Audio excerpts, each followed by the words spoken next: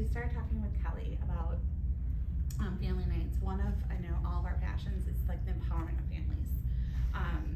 Walking into an IEP meeting at any level can be overwhelming. When I walked in with my sons and he was speech language and it was, he's young, and I prepped my husband. Like, hey, here's who's gonna be in here. It was still like, I came in and there's a table of people and you just feel like you don't have a say. And so we really are passionate about making sure like you have a say and it is your meeting. Like you're in charge of it, and to go in, we want you to have that confidence to go in and like advocate for your child. And that's kind of what we're hoping for. So at any time, interrupt, because I'll interrupt you, don't worry, and let us know if we're on the right track, if we're missing things. It's closer to you. That's fine. So what we did is we put together as much information, and it's going to look very text heavy, just so it's a resource for you when you leave. Kelly's gonna have the link so that you'll have access to what you're going to see here tonight. So we'll talk a little bit more of a summary format and just kind of give you an overview. But as Tracy was mentioning, as parents coming into the meetings, I even as a special ed teacher walking into meetings, I was nervous too. Like, so it is on both sides of the table that everyone is just, not sure of, what exactly, how we're gonna come together, but at the end of the day, the focus is on the student and making sure that everything is in place and the supports are there so that the child succeeds. So, just know that both teachers and parents are gonna feel sometimes a little bit uncomfortable, but one of the first things we wanted to talk about is there's so many acronyms in special education. There's all these letters and they all stand for something different, and there's all of these different things. So the other thing that I want to let you know too is this is very much a presentation for you. If you're seeing this stuff and something comes to mind, ask a question. Please. How many of you have had an IEP? Are your kids school age yet? Are they not in school age yet? Okay. Or early childhood services or anything yet? Yeah. Oh. Okay, so some of these, like when you look at it closer or whatever, if you heard an acronym like Miriam saying, let us know. Because we're really bad at making sure we explain the word. A lot of times I'll be like, are you coming to the red for the SLP meeting? And like, we totally know what we just said, but that means we review existing data for the speech language pathology. So, yeah, okay. Yeah, so we have, I just wanna make sure, high school level.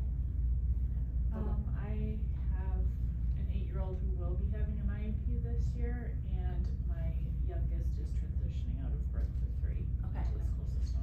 So have you gone through an evaluation yet? Okay. And your experience is? 8-year-old. Okay. Going into 3rd grade. And through the evaluation has an IEP? Yeah. Yeah. Okay, awesome. And your experience? And I have a 4-year-old who has been receiving services from the school since 3. Okay. And we also do foster care, so I've been through at the elementary and middle school level. Cool.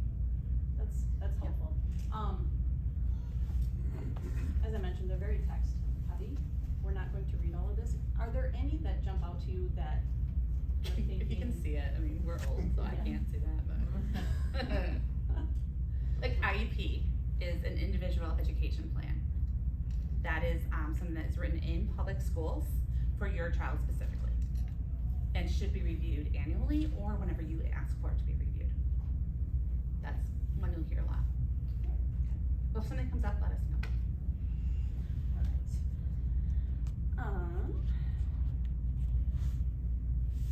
So, IEPs are legal documents, and within the whole process of evaluations and IEPs, there are certain laws that need to be followed. And one of the things that is clearly put in place by the law is that you have rights, and you are a very important member of the team. And so, as part of, through the school district, you need to receive a copy of what your rights are every year.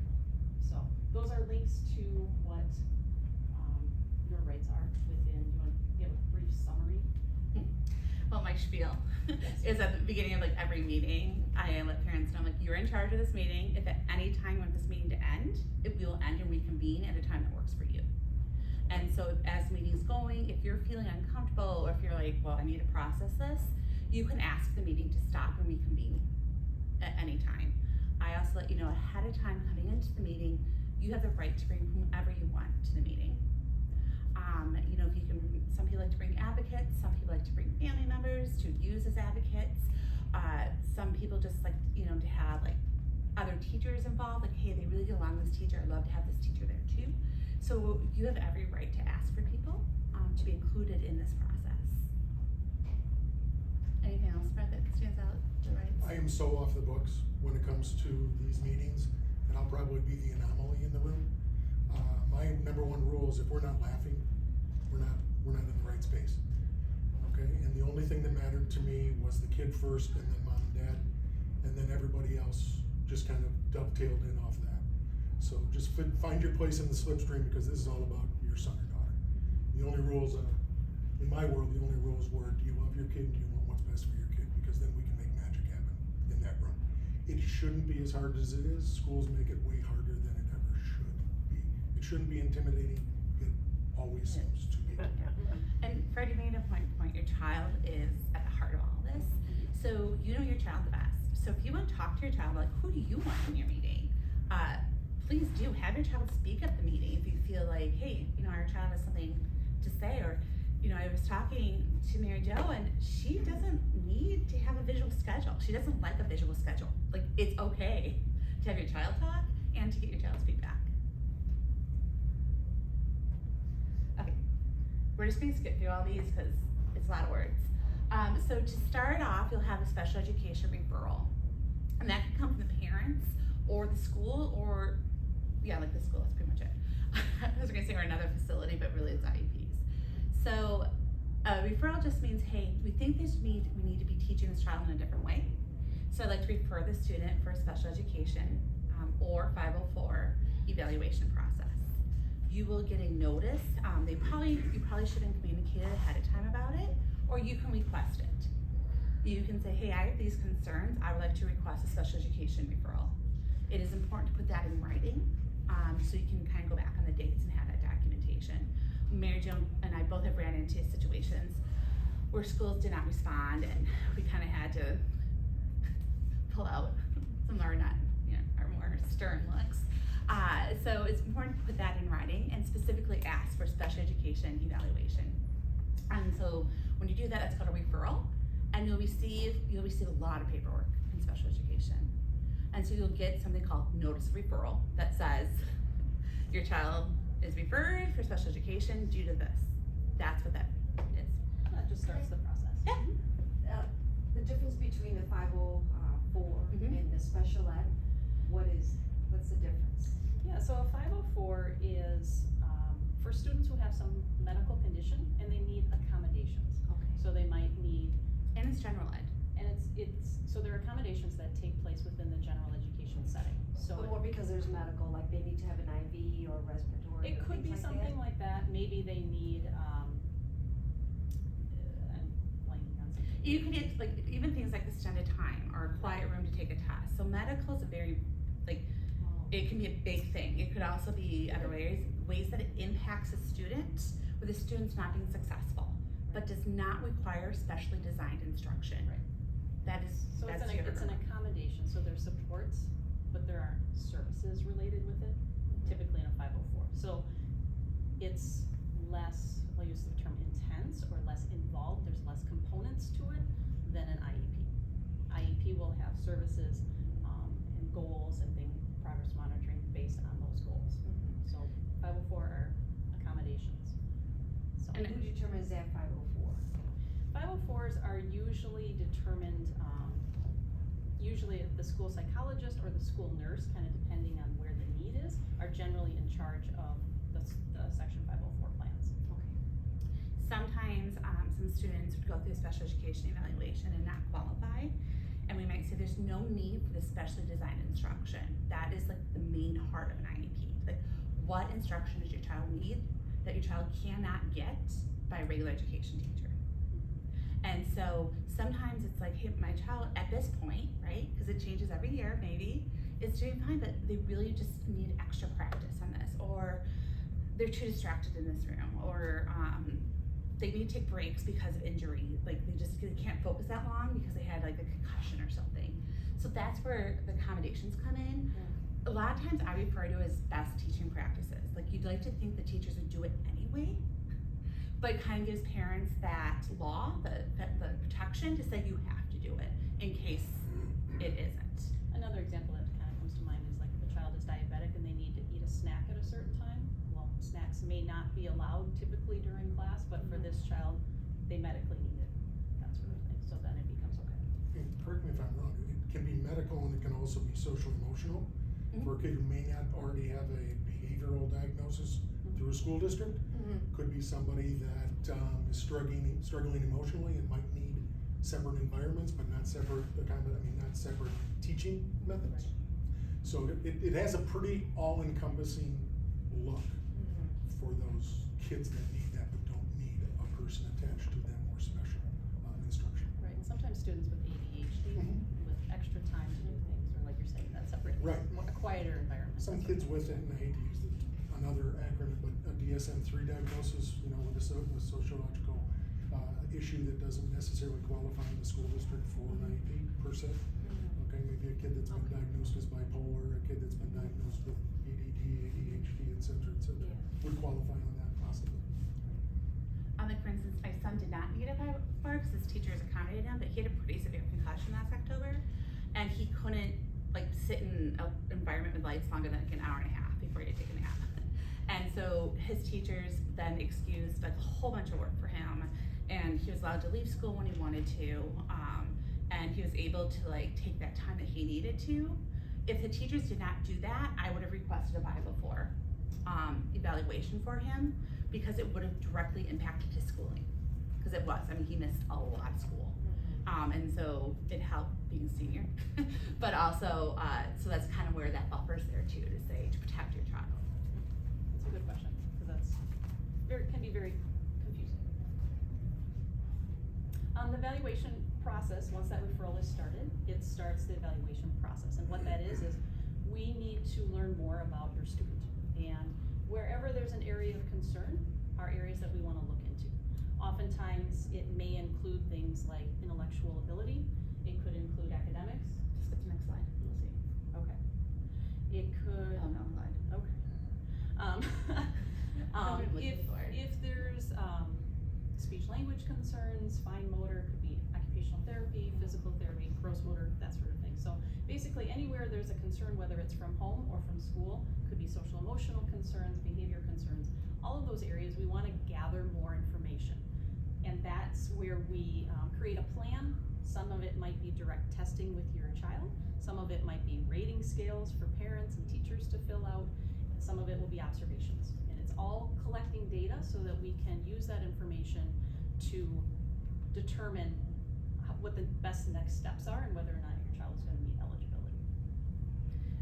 And there's like 3 slides that look at the 6 areas that we are part of the evaluation process. That's why I thought I was right next, but I could be wrong. I was wrong.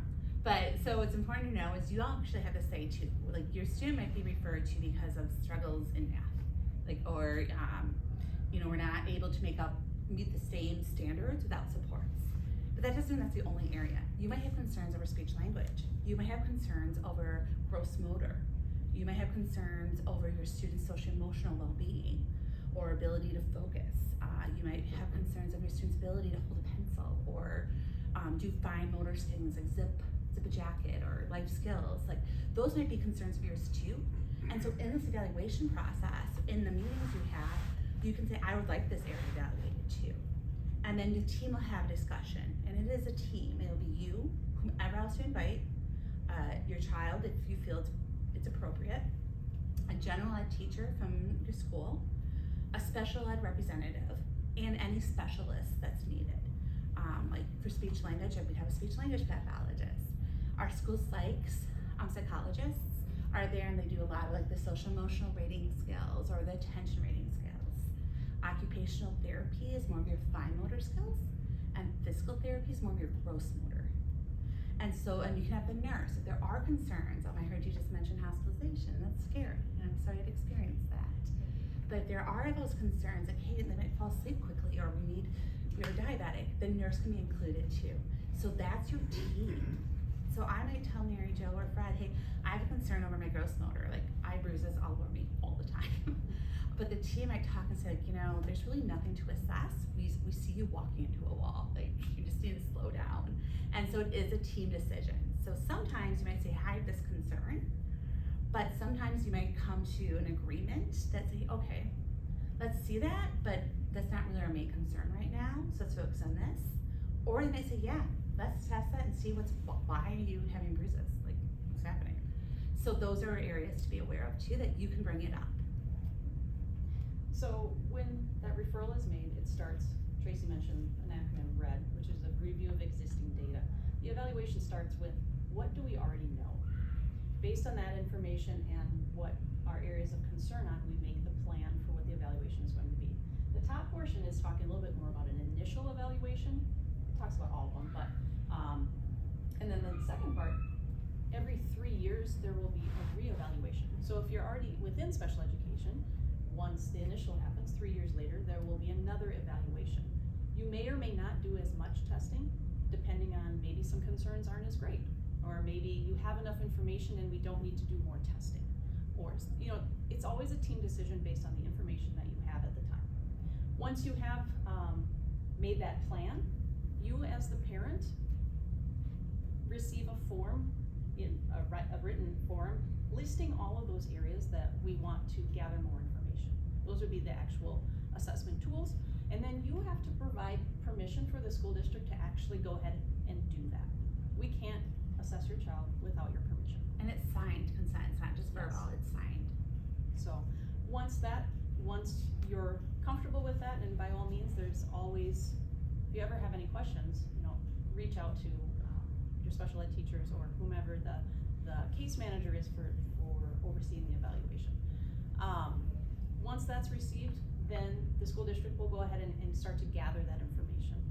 They're not gonna do it all at once. They want to, you know, get the best data that they possibly can get. So they'll spread it out over the course of 60 days. So about two months worth of time. They'll gather that information and then you'll come back together as a team and review that information. See what information is in there. What did we learn? What areas of need are potentially there? And then moving forward, does your child demonstrate the need for specially designed instruction? So do they meet eligibility in various areas? Is there a need, and do they need specially designed instruction? I was gonna say something that Fred was saying earlier too about the child and kind of like going with you should laugh and enjoy that. Those can get hard when you have assessments because we want to let you know where the needs are. So a lot of times if you have an 8-year-old, we'll say at 8-year-olds, like at an 8-year-old level, they should be able to do these skills. Your child is doing these skills, which means there is a need for assistance in the areas of X, Y, and Z. And so that's hard, but please know it's not to like let you know your child's behind. It's to let you know, like, okay, this is where we should be, how can we get there? And that can look different for everybody. And I can provide resources too later if you want them, because I get geeked out about it, about the standards for each grade, but what do you want your child to know at that grade level? And that's how we can go about it too. And then how do we break that down so that they can meet them where they're at and then grow their skills? Do you want to say What? I want to say something more. Go for it. Is that if you have private evaluations, like we have a medical evaluation that was done, or you had an evaluation done by like a speech therapy that was done here, or through launch therapies, or communication anywhere else. Weisman Center. If you have any other evaluations, that helps your school team not duplicate assessments, not do as many as possible, because that's a lot on your child to go through. It is. And true, you're right. And it provides kind of a bigger picture, a full picture of your child, but you don't have to provide those. We will always ask. Like, I will always ask for them. It is your right to share them or not. And you don't have to give an excuse. You can just, yep, no. So if you provide